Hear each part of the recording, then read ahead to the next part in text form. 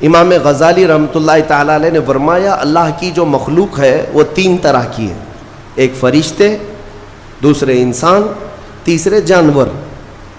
یہ 3 الگ الگ قسم کی مخلوق ہیں، کیونکہ اللہ تعالیٰ نے تینوں کو جو چیزیں دی ہیں ان میں فرق ہے۔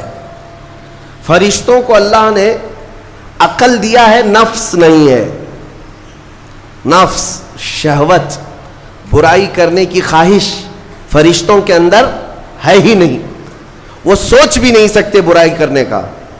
فرشتوں کو اللہ نے عقل دیا ہے، اور عقل عزت والی چیز ہے۔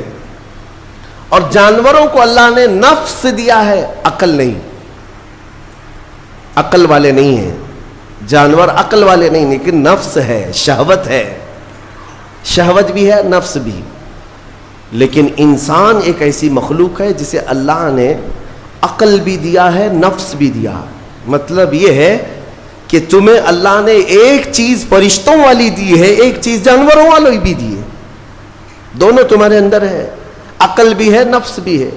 لیکن امام غزالی فرماتے ہیں توجہ، جو بندہ نفس ہونے کے باوجود گناہوں سے اپنے آپ کو بچا لیا، وہ بندہ فرشتوں سے بھی افضل ہے۔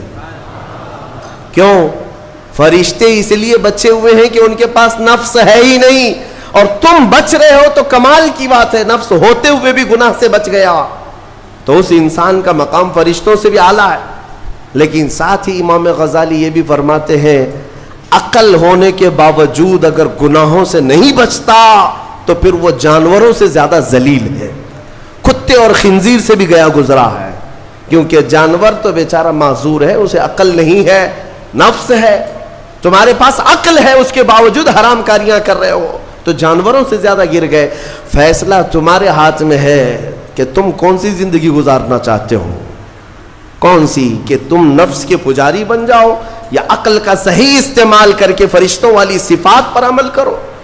عزیزان گرامی وقار، نفس اور عقل یہ جو 2 چیزیں ہیں، ان کو میں آپ کے سامنے تھوڑا سا کھول کر کے عرض کرتا ہوں۔ عقل جو ہے عزت والی چیز ہے، جسے بھی دی گئی ہے وہ عزت والا ہے۔ کیوں عزت والی ہے یہ عقل؟ پوری دنیا میں عقل کا ہی تو کمال ہے، جس کے پاس عقل ہے وہ بادشاہ ہے، جس کے پاس عقل ہے وہ لوگوں کو ہانکتا ہے، پوری دنیا کو ادھر سے ادھر کر سکتا ہے۔ عقل اور نفس جو ہے، نفس برائیوں کی طرف بلانے والا، عیاشی کی دعوت دینے والا، موج مستی کرانے والا اور اپنے آپ کو تباہ کروانے والا۔ اچھے بھلے نوجوان، 25 سال کی کڑیل جوانی ہے، کون ہے جو انہیں نشے کے اڈے پر لے جاتا ہے؟ کون ہے جو ان کو تباہ و برباد کرتا ہے؟ نوجوان کو اچھی طرح سے معلوم ہے کہ میں کوکین، افیون، ہیروئن لوں گا تو میرے جسم کے ساتھ کیا ہوگا، اسے معلوم ہے، لیکن اس کے باوجود عیاشی کروانا یہ نفس کی عادت ہے۔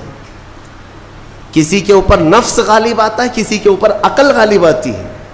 عقل جس کے اوپر غالب آ گئی وہ اچھا آدمی ہے، نفس جس کے اوپر غالب آ گیا وہ شیطان کا پجاری ہو گیا، نفس کی سننے والا۔ اب یہ دونوں جو چیزیں ہیں میں بتاتا ہوں آپ کو۔ روایت میں ملتا ہے کہ جب اللہ نے عقل کو بھی پیدا کیا اور نفس کو بھی پیدا کیا تو اپنے سامنے حاضر کیا، عقل سے پوچھا کہ اے عقل بتا میں کون ہوں اور تو کون ہے؟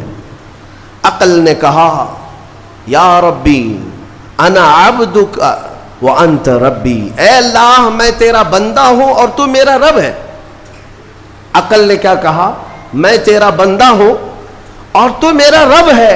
اللہ نے عزت سے نوازا، اقرار کیا نا بندہ ہونے کا، عقل نے اقرار کیا۔ پھر نفس کو بلایا، نفس سے پوچھا بتا میں کون ہوں اور تو کون ہے؟ نفس نے کہا انت انت انا انا، تو ہے میں ہوں۔ یہ غرور تھا نفس کے اندر، یہ گھمنڈ تھا نفس کے اندر کہ میں ہوں۔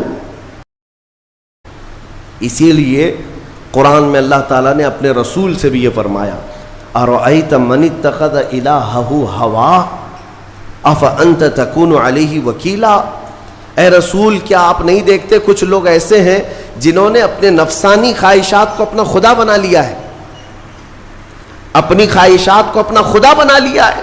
اے رسول کیا آپ ایسوں کی سفارش کریں گے، ایسے لوگوں کی وکالت کریں گے؟ یعنی رب تبارک و تعالیٰ نے فرمایا کچھ لوگ وہ ہیں جو اپنی خواہشات کی پوجا میں ہیں۔ کیا مطلب خواہشات کی پوجا؟ کیا مطلب ہے اپنے خواہشات کے پیچھے چلنا؟ مطلب یہی ہے کہ جو دل میں آیا اس بندے نے یہ سوچ لیا اسے کرنا ہی ہے مجھے، یہ خواہشات کے پیچھے چل رہا ہے۔ ہاں تمہیں آرام کی فکر ہوئی، تم نے خدا کے فرمان کو ٹال دیا لیکن اپنی نفس کی سن لیا۔ اللہ تبارک و تعالیٰ کا حکم کچھ اور ہے لیکن تمہاری طبیعت کچھ اور چاہ رہی ہے۔ رب تبارک و تعالیٰ کا حکم تھا صبح صبح تمہیں اپنے گھر بلا رہا تھا لیکن تم نے اس کی نہیں سنی، اپنے من کی سنی، اپنے نفس کی۔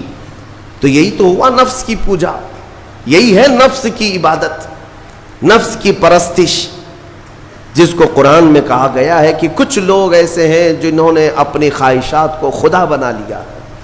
یہ نفس امارہ جس کے بھی اوپر حاوی ہو جاتا ہے، اچھے اچھوں کو یہ ان کا تقوی بھسم کر دیتا ہے، ایمان سے بھی دور کر جاتا ہے۔ اس لیے میرے عزیزوں، میں جو عرض کرنے جا رہا ہوں وہ یہ ہے کہ ہمارے لیے زندگی میں سب سے بڑا چیلنج اپنے نفس امارہ سے لڑنا